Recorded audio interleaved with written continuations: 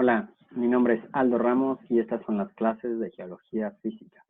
El tema de hoy es inestabilidad de pendientes y movimientos en masa. Ponte cómodo, ponte cómoda, que vamos a comenzar. El tema de inestabilidad de pendientes y movimientos en masa es uno cuya presentación de PowerPoint ustedes tienen y la que pueden seguir para estudiar este tema, en el cual veremos y cumpliremos los objetivos de aprendizaje que se presentan en la pantalla. Como un primer ejemplo visual para ver a qué nos vamos a referir, pues se observa esta magnífica foto en la que se ve este importante movimiento en masa, ¿no? Que ha provocado que toda esta parte de la ladera se rompa, se interrumpa, tenga un corte, una superficie sobre la cual todo esto de aquí se movió hacia acá. Y aquí vemos una carretera que está absolutamente cubierta, otra por aquí abajo probablemente, ¿sí?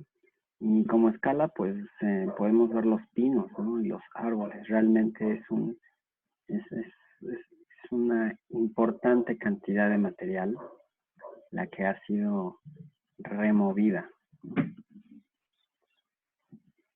Entonces vamos a ver a este tipo de movimientos en masa como peligros geológicos. Los movimientos en masa, ¿qué son? Pues son el desplazamiento en masa de roca, regolito, suelo, pendiente abajo, bajo la influencia de la gravedad. Entonces aquí hay que recordar algunos términos, ¿no? Sobre todo los componentes del suelo, los horizontes del suelo, ¿sí? Porque la parte más superficial, la parte, sí, la que está más arriba en los horizontes del suelo, ahí se encuentra el regolito, ¿verdad? Entonces, todo este material, por influencia de la gravedad sobre todo, y asociado también a otros factores que vamos a revisar a lo largo de la clase, ¿sí? Todo este material se mueve pendiente abajo. Quiere decir que la pendiente es algo muy importante en los movimientos en masa, ¿sí?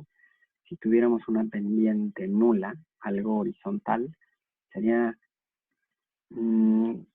pues más difícil tener un movimiento en masa y sobre todo que este represente un peligro geológico, ¿no?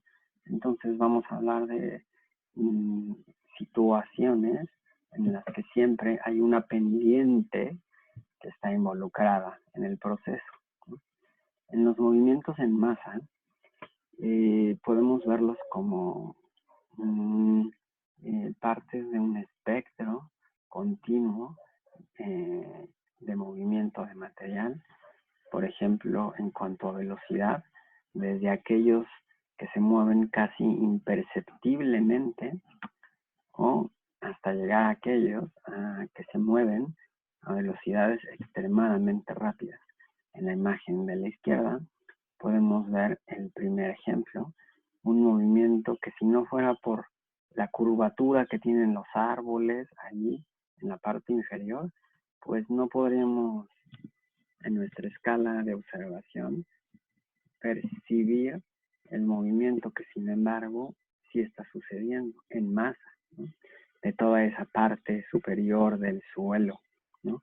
Que está causando esa curvatura particular cerca de las raíces o de la parte inferior de los árboles. En la imagen de la derecha, hasta de escala aquí hay algún geocientífico o geocientífica, alguna ingeniera o ingeniero que está viendo cómo la carretera se ha visto afectada.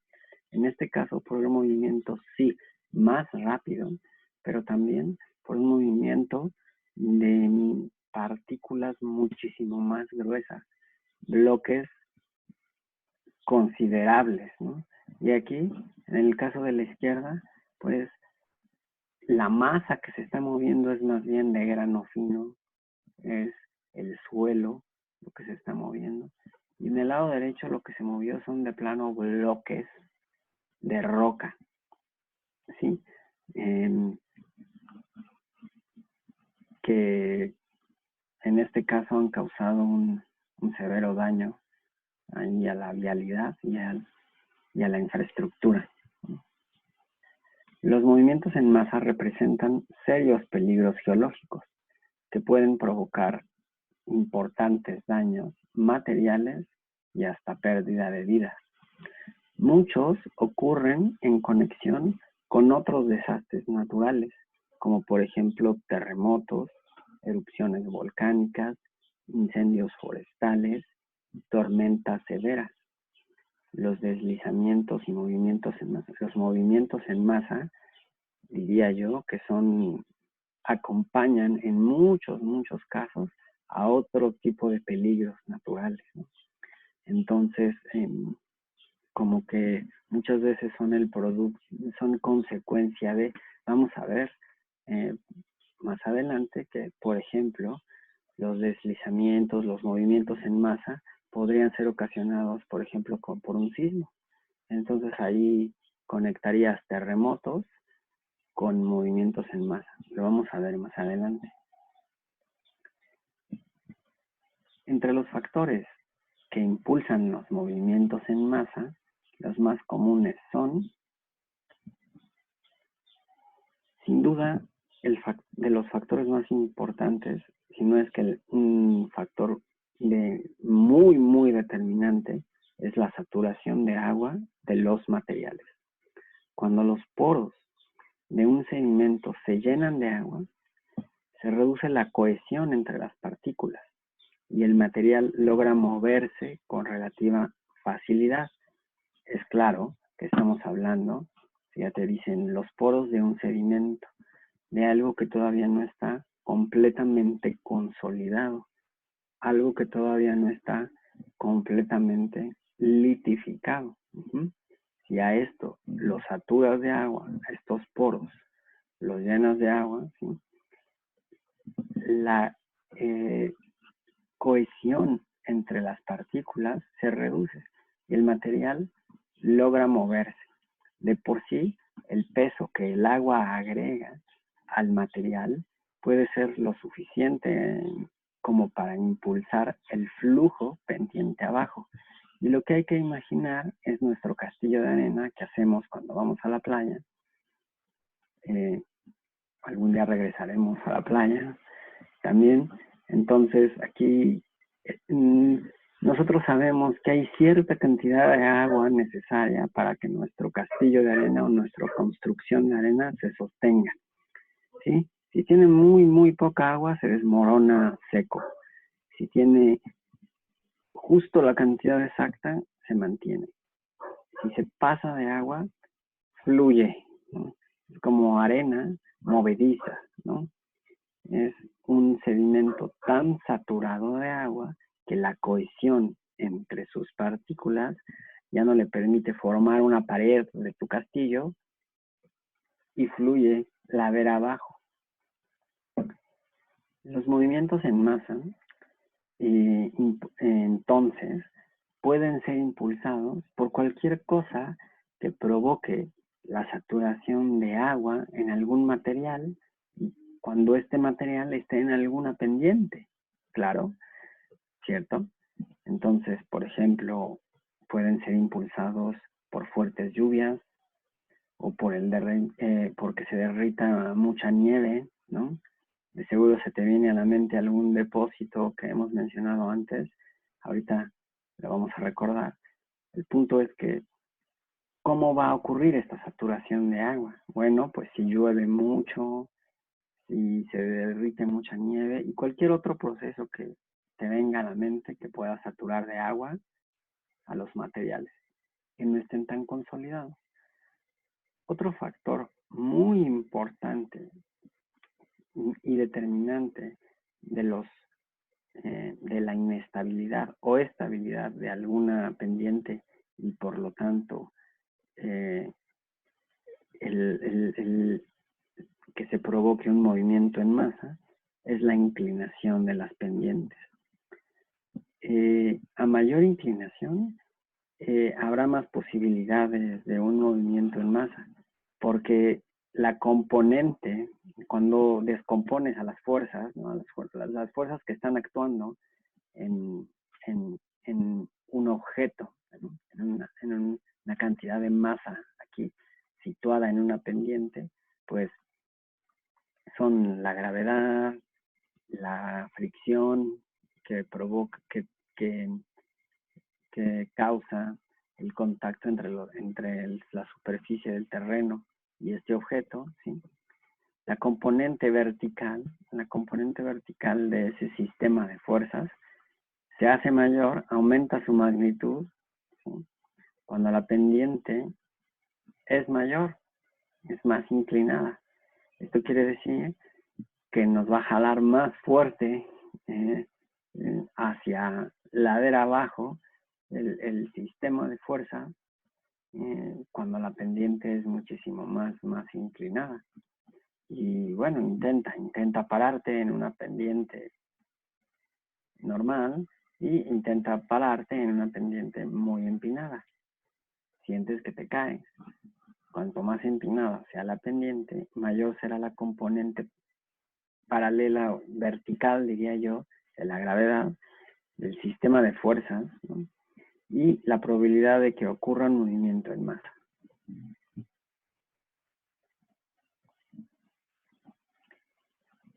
Si hay algo que se conoce, hablando de la inclinación de las pendientes, hay algo que se conoce como ángulo de reposo.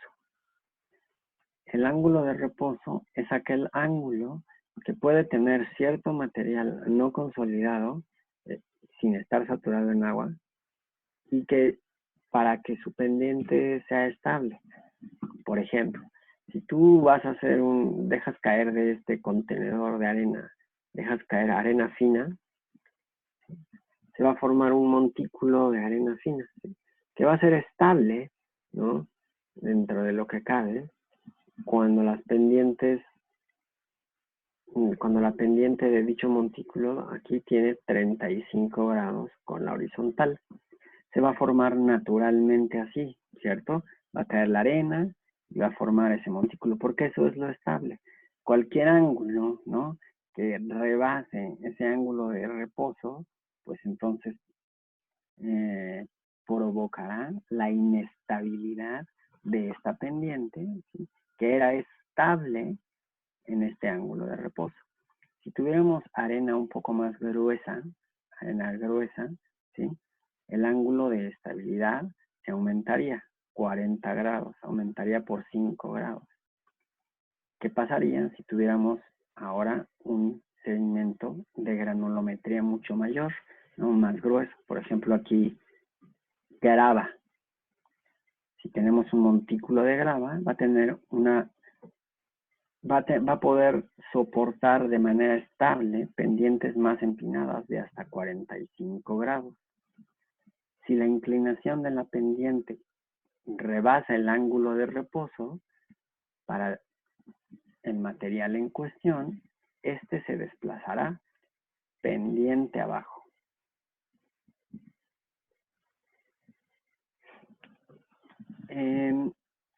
Entonces, ¿qué otro factor provoca el movimiento en masa?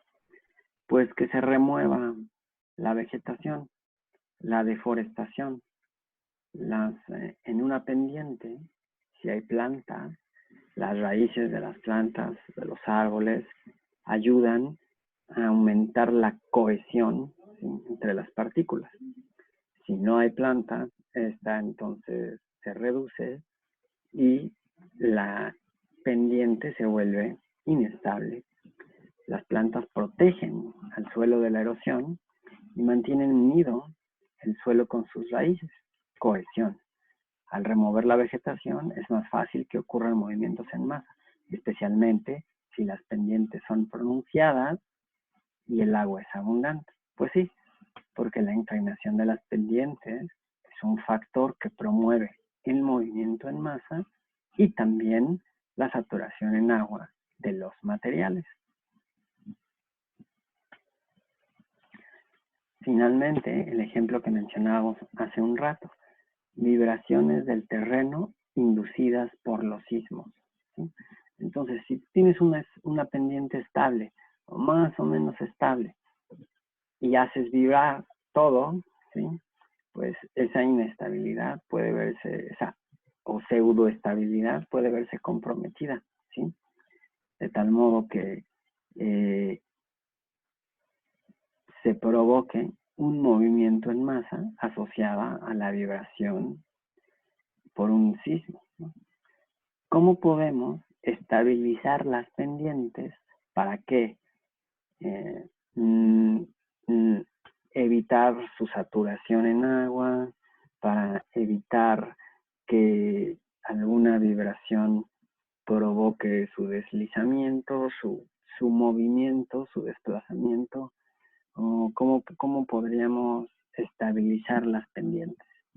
Bueno, los métodos más usados para estabilizar las pendientes consisten, número 1, en mejorar el drenaje, porque si mejoramos el drenaje, evitaremos en una cierta medida que el agua penetre a los materiales de nuestra pendiente y que por lo tanto se promueva el deslizamiento en masa, el movimiento en masa de los materiales, ¿no? Entonces, tenemos que evitar, en la medida de lo posible, la infiltración del agua. También podríamos tratar de ayudar en la cohesión y de algún modo sujetar el material, ¿sí? Para que se quede fijo en esa pendiente, ¿no? Entonces, para que lo que está suelto o más o menos no consolidado, lo que es susceptible de ser movido, lo que es susceptible de ser saturado en agua, todo eso hay que arraigarlo a la parte más maciza del estrato rocoso, ¿no? Lo que se llamaría el basamento rocoso. Hay que anclar esas cosas. Entonces se pueden utilizar este tipo de medidas, ¿no? Este tipo de soluciones de ingeniería a las pendientes. ¿Qué vemos aquí? Vemos una pendiente, pues más o menos, con una pendiente, está empinada, es una pendiente pronunciada, ¿sí? De material, pues no se ve fino, se ve grueso, ¿no? Se ven como grava gruesa, bloques, ¿no? Y pues como habíamos visto antes, material grueso tiene ángulos de reposo bastante altos. Entonces aquí dices, bueno, ok, pero ¿qué tal si llueve, no? Estamos muy cerca del ángulo de reposo. Cualquier saturación aquí provocaría movimiento en masa de los materiales. Entonces tenemos que estabilizarlo de alguna manera. Y la malla de alambre y de acero puede ayudar, podría ayudar. Se ven aquí algunos fragmentos que de dónde salieron, pues de deslizarse de aquí, de caerse de aquí, pero no son tantos y la pendiente se ve bastante estabilizada, bastante estable. Otra cosa que suele hacerse es de plano poner una plancha de cemento, ¿sí? Esta plancha de cemento aquí pues estabiliza esta pendiente que tiene una mezcla de material fino con grueso. La pendiente se ve, pues, vaya, no, es también pronunciada, ¿sí? Y esto en una lluvia se satura de agua y podría desplazarse ladera abajo, ¿sí? Recordemos la definición de estos desplazamientos de masa. Entonces la podríamos estabilizar con esta cubierta de cemento, porque la cubierta de cemento lo que va a hacer es que va a evitar que se infiltre el agua y que esto se sature y que se mueva. Otra cosa que se puede hacer son muros de contención, con tubos o con lo que sea. Seguro has visto otros modos de hacer estos muros de contención. Pues esto a lo mejor se pone en laderas. Esta ladera no se ve tan pronunciada. Tiene además vegetación, tiene pasto, o sea que es estable o lo suficientemente estable, me explico, o sea, necesitarías echarle mucha agua para que realmente esto se saturara y se moviera, porque las raíces aunque sea el pasto, estabilizan. Y entonces el muro de contención es como una medida, ¿no?, de prevención, ¿no?, de que si aquí se llegara a deslizar un poco de regolito, pues simplemente lo contienes ahí, ¿no? No tanto que se quede en la ladera, sino de que si ya se alcanzó a desprender, a mover, pues lo contienes, ¿no? Hay otros muros más sofisticados que están anclados. Lo que decía del tubo de drenaje estos tubos de drenaje son estos de aquí. Claro, y entonces cualquier agua que esté infiltrada ya, cuando escurra por abajo, va a salir por estos tubos de drenaje y va a ayudar a que la ladera no se sature, que si hay agua, pues que esta agua circule por gravedad y sea expulsada por esos tubos, ¿verdad? Otro tipo de contención son muros anclados y estos también tienen sistemas de drenaje. Son sistemas más, pues fíjate, o sea, aquí ya es una autopista, o sea, aquí ya ni se ve cómo es la ladera, aquí arriba se ve más o menos, probablemente tiene una pendiente pronunciada, a lo mejor es un material muy fino, quisieron evitar a toda costa cualquier infiltración, le pusieron mucho drenaje, pero además está fija, en fin, es una obra de ingeniería, ¿no? Todas las que están aquí en estas fotos son obras de ingeniería. Y hay de obras de ingeniería a obras de ingeniería. Para todo se requiere saber lo que uno está haciendo, hasta para poner esta reja, esta malla, se requiere realmente saber lo que uno está haciendo para poder hacerlo bien, ¿no? Y el cemento aquí, pues el cemento tiene que tener ciertas propiedades también, ¿no?, para que sea una solución y no sea un problema. Imagínate que aquí se mueva, además de todo el material de la ladera, se venga también todo el cemento, ¿no? Entonces también hay que pensar en que esto se tiene que hacer con ciertas medidas y con conocimiento de causa. Otra cosa que no está aquí, que sí se puede hacer, es poner plantas, si es que no las hay. Aquí, por ejemplo, podría ponerse, ¿sabes?, como reforestar la ladera y plantas, muchas plantitas, llenas la ladera de plantas o de pasto. Y eso podría promover la estabilidad de esa ladera. Hay que pensar en que hay que hacer esto en tiempos en los que tienes que dar tiempo a las plantas para crecer, para arraigar, porque si lo haces en tiempos en los que hay mucha lluvia, pues no vas a dar tiempo a que se estabilice la ladera. Entonces, tienes que pensar en eso. Muchas veces también lo que se hace es una combinación de cosas. Se pone una cierta malla y luego en esa malla también tiene plantitas que crecen y, en fin, el tema de estabilidad de taludes, de laderas, es un tema muy importante en ingeniería civil.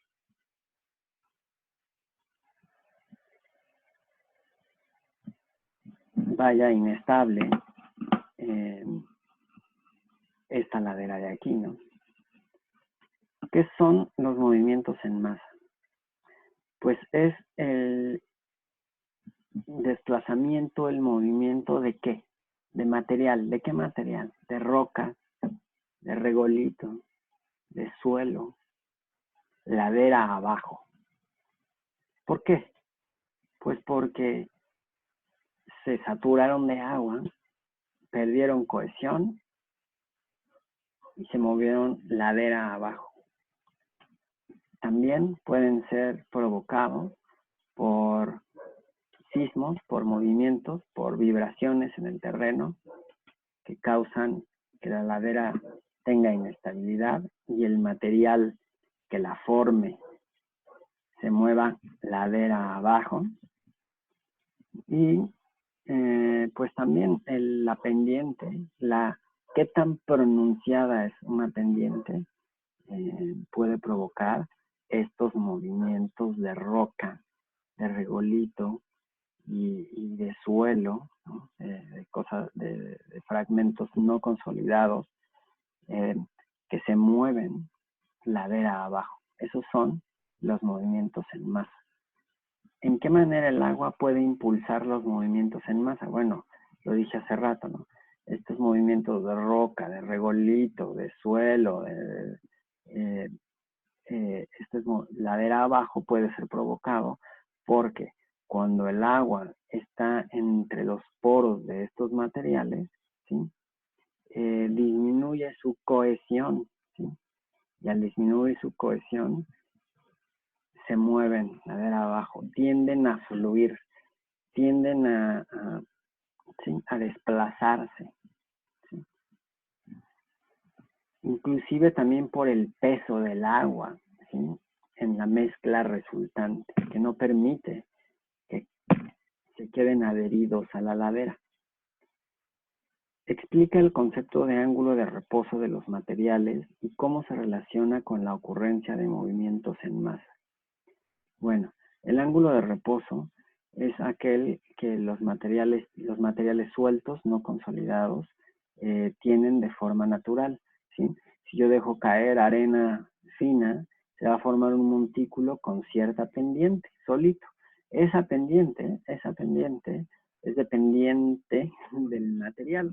La arena fina tiene un ángulo más o menos de 30 grados, la arena gruesa de 35, y la grava ya lo tiene de 40, ¿no? Algo así.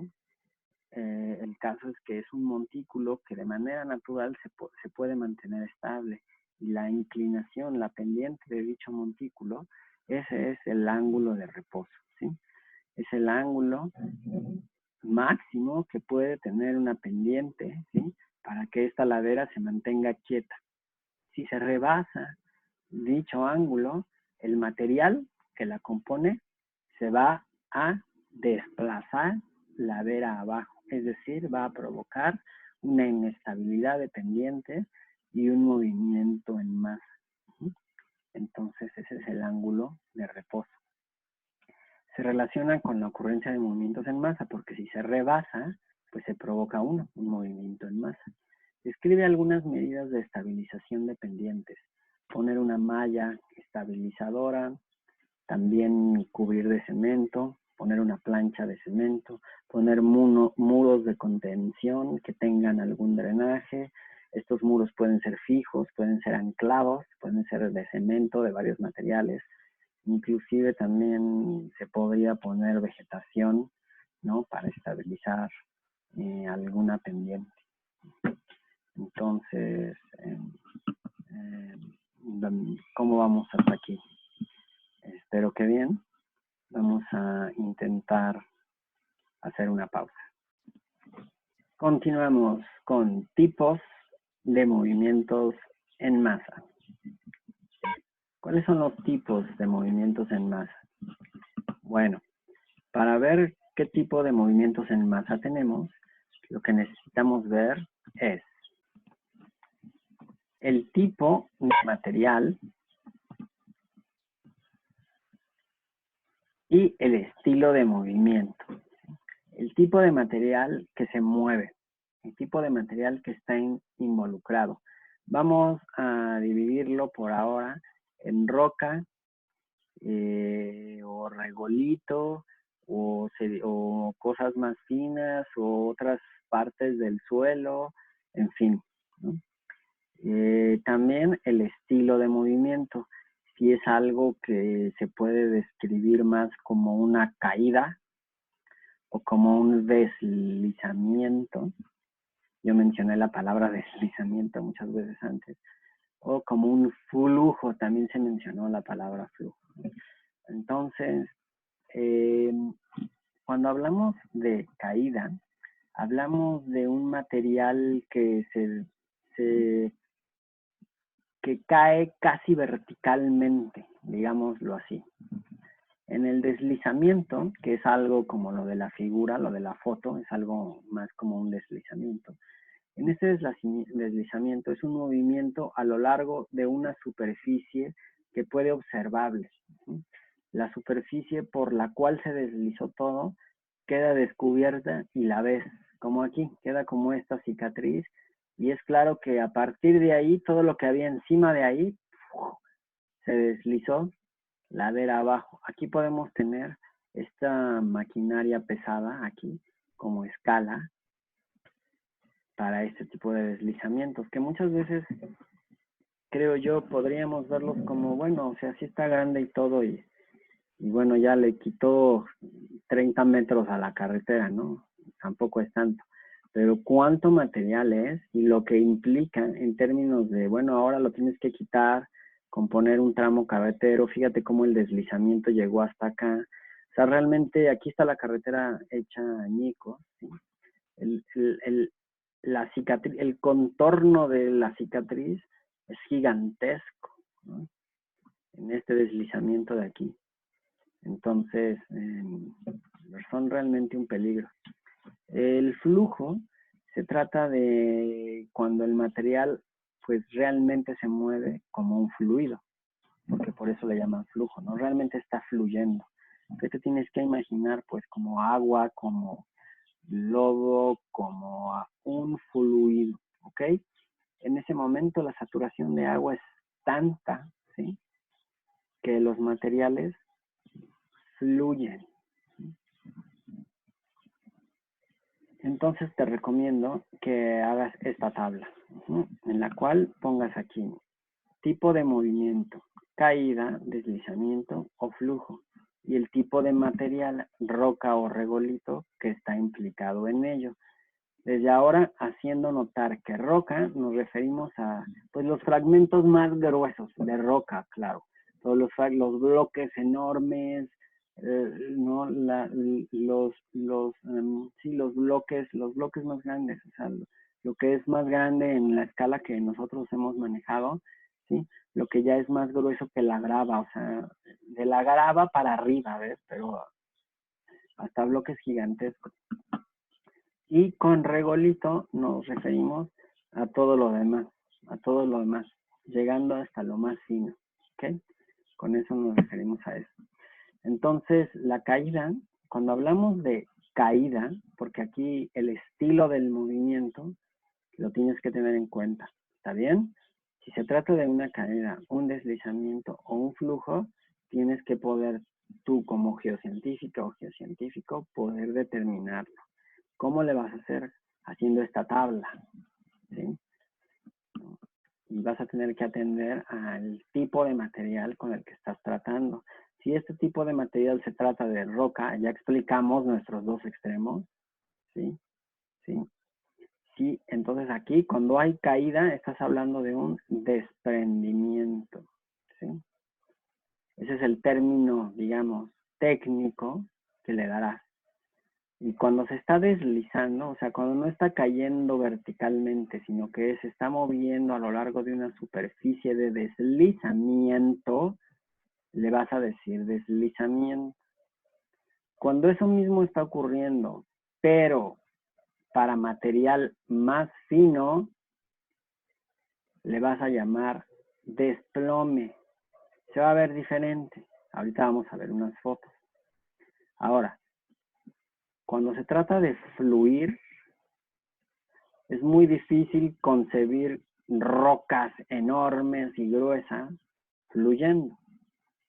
Este es un fenómeno reservado para los materiales de granulometría más fina, en los cuales ubicaremos a los flujos de lodo, a los flujos de detritos y a la reptación.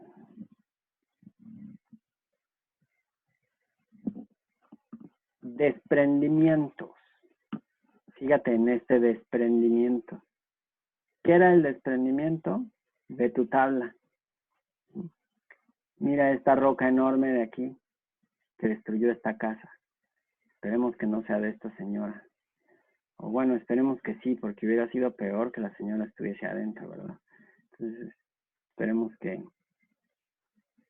Ve esta casa, está destruida. En caricatura, caída de este bloque, caída. Aquí ya va y aquí se acumula, ¿no? En el talud. Te lo ponen en un ambiente donde hay un bosque, yo qué sé. Aquí te lo ponen como el oleaje.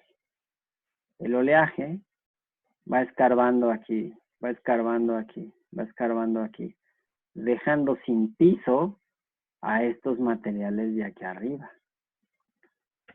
Llegará el momento en que estos bloques, ¿qué les va a pasar? Se van a,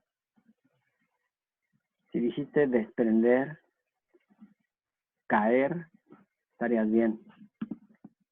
Fíjate cómo esto implica un peligro. Es el desmoronamiento repentino de fragmentos de roca desde una pared vertical. Ocurre a menudo a causa de la meteorización que debilita las rocas de acantilados. Meteorización, y aquí también pusieron oleaje. Entonces a tu tabla, por favor, aquí en estos desprendimientos, aquí ponle una notita y pon causados por meteorización, coma, oleaje también importante. Ajá, por favor hazlo ahora, pon pausa al video y haz tu tabla.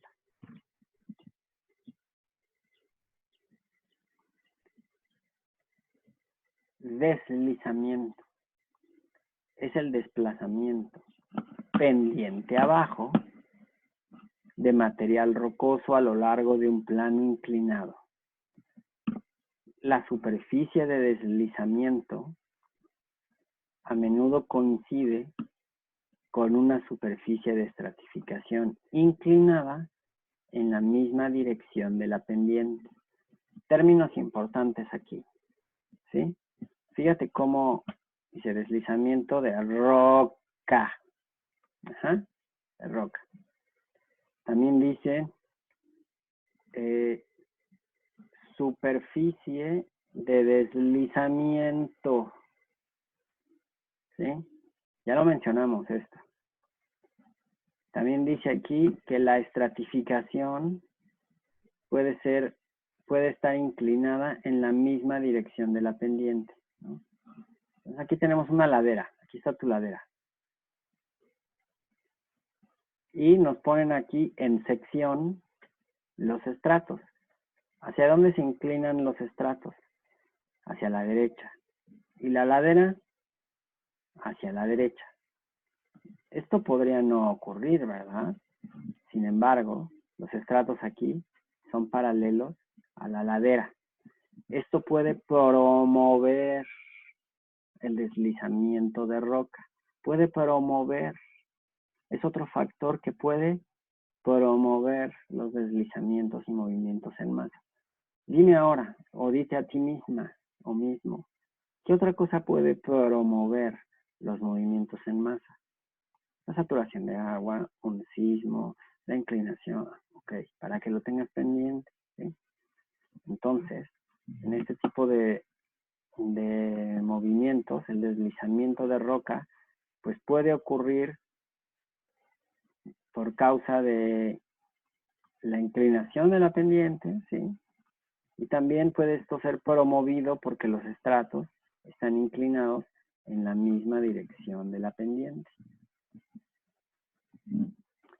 En el otro ejemplito que ponen abajo, ocurrió este deslizamiento, mira. Este deslizamiento de roca. Ponen aquí esta superficie. esta superficie, se ha deslizado este bloque. Y se ha deslizado por una superficie de deslizamiento que está aquí, que es paralela a este plano. Y este plano que es la foliación. ¿Y la foliación qué es? La foliación es este alineamiento que forman los minerales en las rocas metamórficas. Este alineamiento podríamos pensarlo como que una serie de líneas que definen un plano, los planos de foliación, ¿sí? Como que tanto los planos de foliación como los planos de estratificación pueden promover los deslizamientos, ¿sí? Pueden ellos mismos, esta foliación y esta estratificación puede fungir como ¿qué? Como superficie de deslizamiento. Entonces, eso también hay que tenerlo pendiente.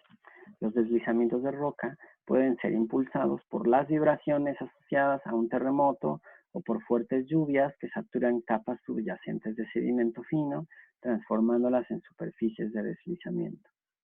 Nada que no hayamos dicho.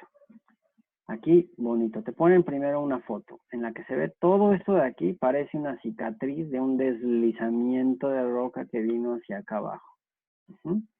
Y luego te ponen aquí una ladera en la caricatura, en la cual los estratos están inclinados igual que la ladera. Al llover, todo este material se saturó de agua y esto provocó el deslizamiento. El deslizamiento ocurrió a lo largo de una superficie de deslizamiento. ¿Cuál es esa superficie de deslizamiento? Pues esta de aquí, la que aportaron la misma orientación de los estratos, ¿no? La que aportó. Y aquí todo este material toda esta roca, todo esto de aquí llenó el valle que estaba aquí.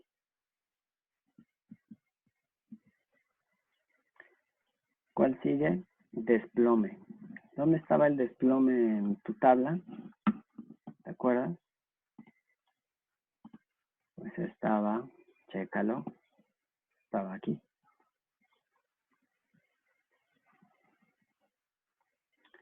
El desplome es un deslizamiento, pero de regolito.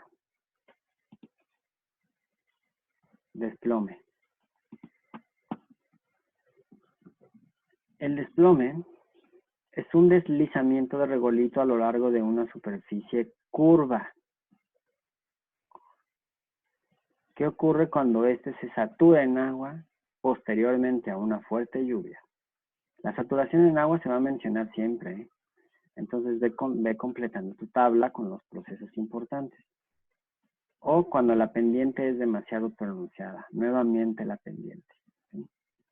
Entonces, ¿se parece a la anterior que vimos? Probablemente sí. ¿Cuál es la diferencia? Dímela tú.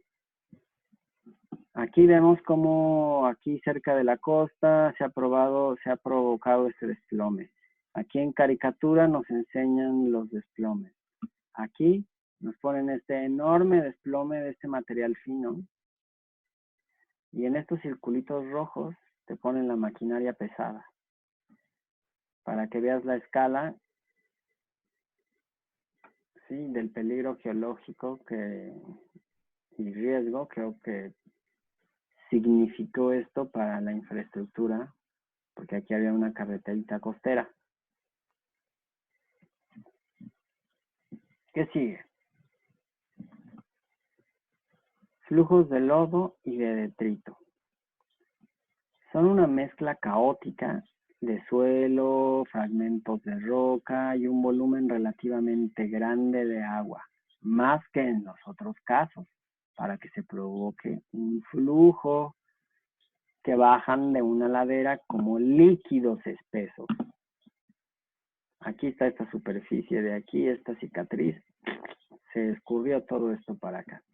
Aquí lo bonito, aquí, y además aquí nos ponen un lajar. Los lajares son flujos de lodo de alta velocidad y densidad que se forman cuando grandes volúmenes de ceniza volcánica se mezclan con el agua derivada de fuertes lluvias o del derretimiento de hielo y nieve en la cima de un volcán. Primero que nada, recordemos a los lahares. ¿Ya los recordamos? Sí. Los teníamos como peligros volcánicos. Sí. Cuando el calor del volcán es el que provoca el derretimiento de nieve y que luego este provoque un flujo de lodo, es cuando los lahares y la actividad volcánica tienen una relación muy íntima. Pero no es necesario que haga erupción un volcán para que se forme un lahar. No es necesario el calor de una asociado a un volcán o a la actividad volcánica para que se forme un lahar. ¿Qué sí es necesario? Pues que se sature de agua el material de nuestra pendiente. Imagínate un estratovolcán. ¿Qué tienes ahí? ¿Pendiente? Sí. ¿Material no consolidado? Sí. ¿De qué tamaño es? ¿Fino? Sí. ¿Muchísima ceniza? Sí. Que además es densa, ¿no? Bueno, pues tienes los ingredientes perfectos, digámoslo así, para el desastre. Lo único que necesitas es agregar muchísima agua. En el momento en el que una gran lluvia, por ejemplo, satura estas pendientes, puedes provocar un lahar. Lo más bonito de aquí es que ve estas dos fotos. ¿Cómo se ve el material? ¿En cuál de ellos se ve más fino? ¿Cuál será el flujo de lodo y cuál será el flujo de detrito? ¿Sí? Son dos partes de un espectro en el cual el material fluye. Eso sí, fluye. Pero, aún así, uno tiene más sedimentos más finos o material más fino que el otro. El flujo de lodo es más eso, lodo, y el flujo de detritos es más esta mezcla caótica de material grueso y fino. ¿Ok? Ok. ¿Cuál nos falta? La reptación.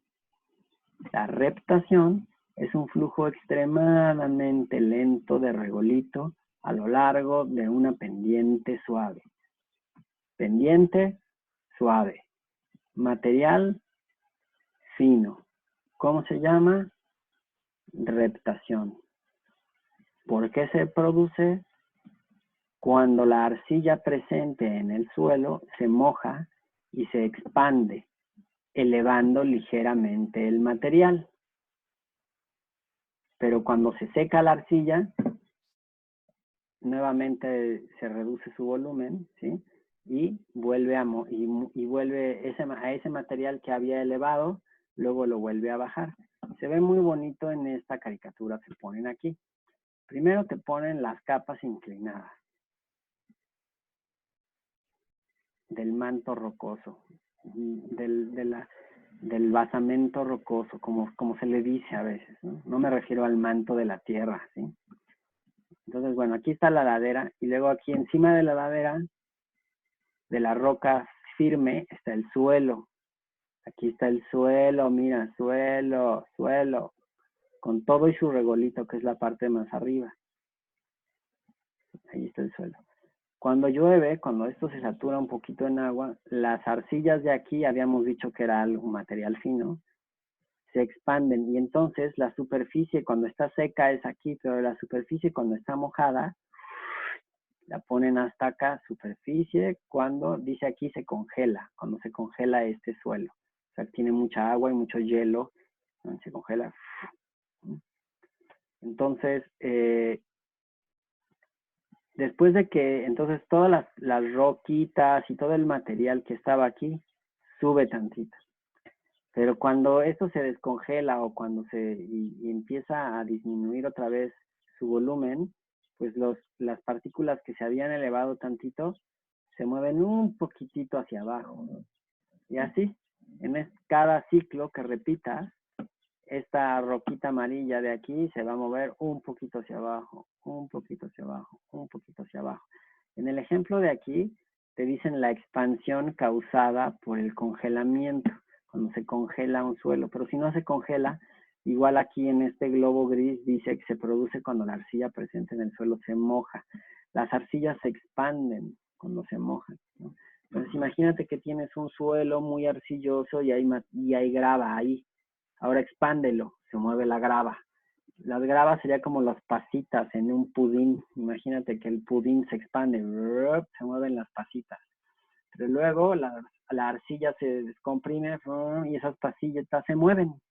Si esto lo tienes en una pendiente, pues cuando esto se seque, ¿sí?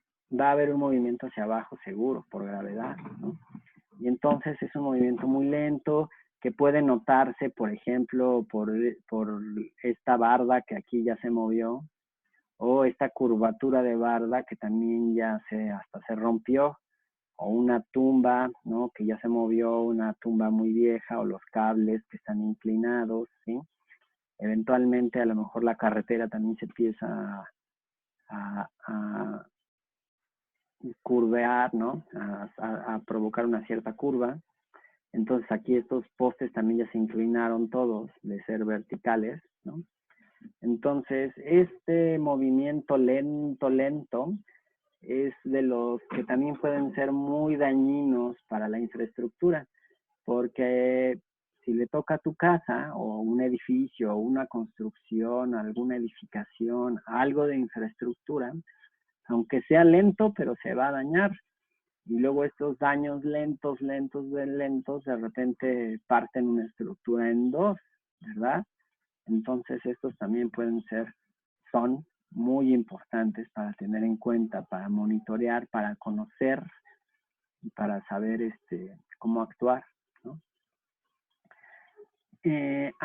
Acabamos de ver antes cómo se estabilizan pendientes.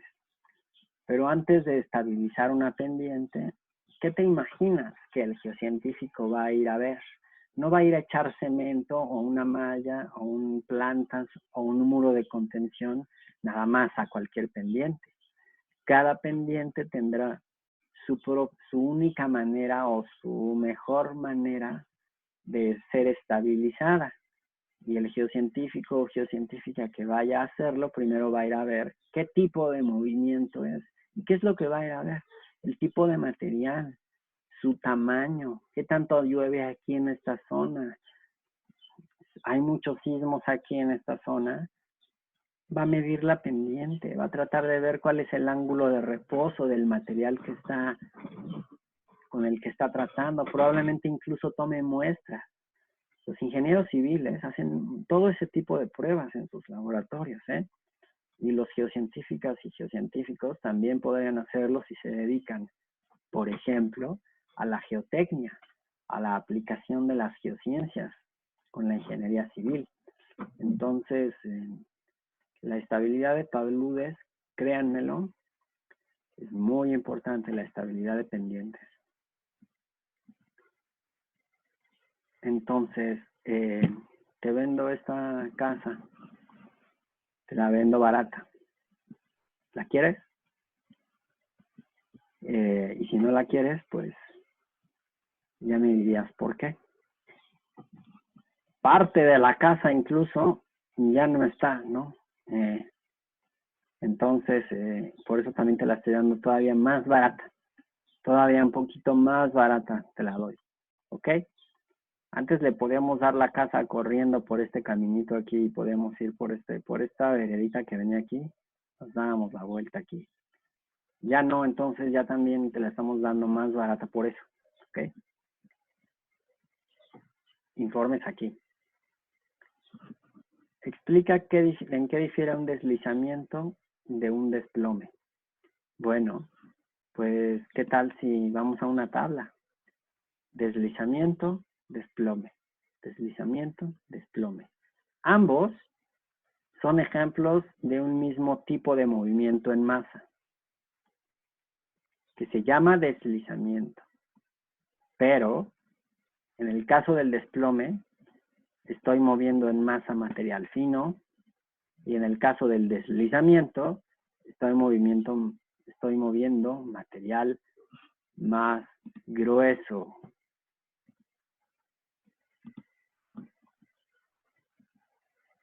¿Qué factores podrían impulsar un deslizamiento de roca? Bueno, ¿qué factores podrían provocar un deslizamiento de roca? Pues mira, primero que nada, saturación de agua, sí. Eso podría impulsar cualquier movimiento en masa. Un sismo o una vibración del terreno, un terremoto podría impulsar un deslizamiento de roca, sí. Como también a cualquier otro movimiento en masa. ¿Qué otra cosa podría impulsar un deslizamiento de roca? Bueno, podría ser una pendiente muy pronunciada. Una pendiente muy pronunciada podría impulsar un deslizamiento de roca. ¿Y qué otra cosa podría impulsar un deslizamiento de roca? Pues podría ser el hecho de que la estratificación sea paralela a la pendiente, a la inclinación de mi ladera. Y eso podría también impulsar un deslizamiento de roca. ¿En qué difiere un flujo de detrito de un flujo de lodo? Bueno, ambos son una mezcla caótica de fragmentos de muchos tamaños, pero el flujo de lodo tiene material más fino y el flujo de detritos tiene un material un poco más mal seleccionado en el cual también hay fragmentos más gruesos.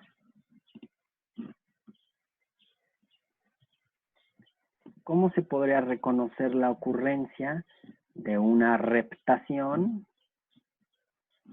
Bueno, pues si veo una barda que se dobla o se rompe, si veo una tumba que está ya toda movida, ¿no? Con respecto a otras tumbas que se pusieron más recientemente, o si los postes que antes eran verticales ahora están inclinados, lo mismo con esta barda.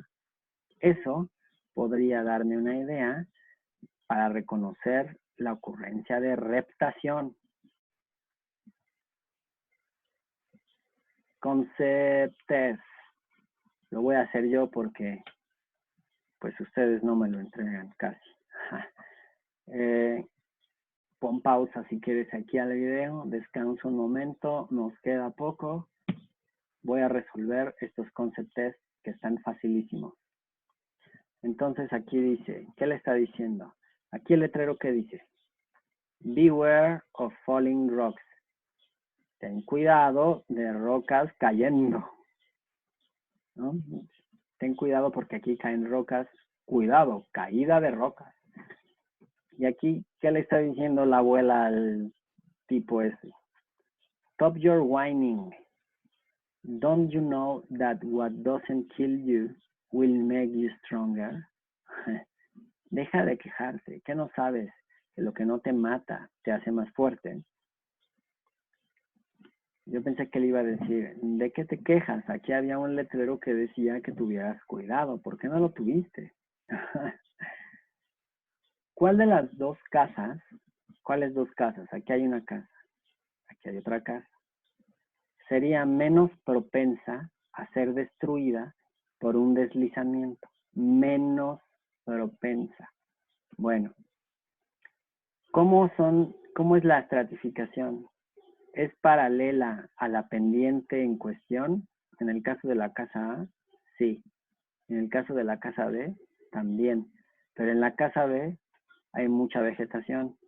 Y en la ladera donde está la casa A, no hay vegetación. ¿Quién es más propenso a sufrir un deslizamiento? Esta ladera, porque esta es más estable por las raíces, ¿sí? Entonces, el que sería menos propenso a ser destruido es la casa B. Misma pregunta, menos propensa a ser destruida por un deslizamiento. Aquí dice metamorphic rock, aquí dice sedimentary rock, ¿ok? Pero aquí te ponen la estratificación. Y esta estratificación es paralela a la pendiente donde está la casa D. Sin embargo, aquí no nos pone nada. La pendiente tiene la misma inclinación de la casa C. Entonces, estas laderas de aquí, estos estratos de aquí, paralelos a la pendiente, podrían impulsar un deslizamiento de roca aquí, de tal forma que el que sufre menos, la menos propensa para ser destruida es la casa C, o sea que es la opción A. ¿Cuál de las dos casas en la imagen sería menos propensa? Misma pregunta, menos propensa. Esta pendiente es pronunciada. Esta pendiente es pronunciada, pero más pronunciada. A mayor pendiente, mayor probabilidad de deslizamiento. Por lo tanto, F es la que menos es propensa a ser destruida. Es la opción D. Misma pregunta. Casa G, casa H. Pendiente de G es la misma. Pendiente de H es la misma. Ok, pero aquí está lloviendo. Llueve. Y luego aquí dice, la dirección del viento provee lluvia en un lado de la montaña y muy poca lluvia en el otro. Muy bien, aquí llueve más y aquí llueve menos. ¿Cuál va a ser más propensa a deslizamiento? Pues esta ladera. Nos están preguntando la de menos, o sea, la que menos propenso sería es la casa en G, sería la A. Misma pregunta, pero ahora con 3 casas. Esta pendiente de aquí más o menos se parece a esta. J está hasta arriba. Y aquí dice que la estratificación está así. Y que esta capa tiene mucha arcilla. O sea, esta capa de arcilla a lo mejor se expande. ¿Cuál de las 3 casas en la imagen sería menos propensa a ser destruida por un deslizamiento? Mira, esta ladera, este estrato de aquí es paralelo a la ladera en K. O sea que en K hay posibilidad de deslizamiento de roca. J, está hasta arriba, sí, pero esta capa es de arcilla. Y si esta arcilla se expande y luego se vuelve a contraer, se expande, se contrae, aquí en J probablemente ocurra reptación, ¿no? Y ayudado con esta inclinación de los estratos, pues la reptación va a caminar hacia allá. Y en I, la pendiente es igual que en K, pero los estratos van en contra, ¿no? Entonces probablemente el menos propenso a sufrir deslizamientos sería este. I es la opción A. Y aquí no es la misma pregunta. Por si nos preguntan cuál de las 4 casas en la imagen sería más propensa a ser destruida por un deslizamiento. Nota, la superficie remarcada en negro es una superficie pavimentada impermeable. Entonces aquí esta es la parte impermeable. Llueve por todos lados. Esta casita está en una pendiente muy poco pronunciada y aparte con un bosque, es muy estable. N está al borde casi del precipicio. Es una pendiente bastante pronunciada, casi ya llegando acá. Llueve y aquí no hay bosque. N tiene bastante riesgo. Y aquí toda esta pendiente es muy constante. Hay vegetación más o menos, al parecer. Y hay 2 casas. Y aquí, pues, además, está cubierto con cemento. Pero el cemento era una de las medidas que se usaban a veces para estabilizar pendientes. Entonces, L y M realmente, aunque llueve, tienen cemento, tienen árboles, están bastante protegidos. Y O esta de acá está protegida. El más desprotegido es N. Porque aquí N, con cualquier saturación de agua, esto se desploma y además se cae hasta acá, ¿no? La superficie de ruptura va a quedar como por aquí, ¿no? Se va a partir todo este cacho de cerro para tratar de igualar esta pendiente un poco más estable, ¿no? Entonces, N es el más propenso. Es la opción C. Bueno, pues terminamos. Increíblemente, se acabó. Entonces, les agradezco mucho su atención. Si llegaste hasta esta parte del video, ya es bastante. Entonces, muchísimas gracias. Ponte a repasarlo, tienes tiempo de repasarlo, es un tema sin mayor complicación que estoy seguro podrás estudiar sin problema. Entonces, hasta la próxima.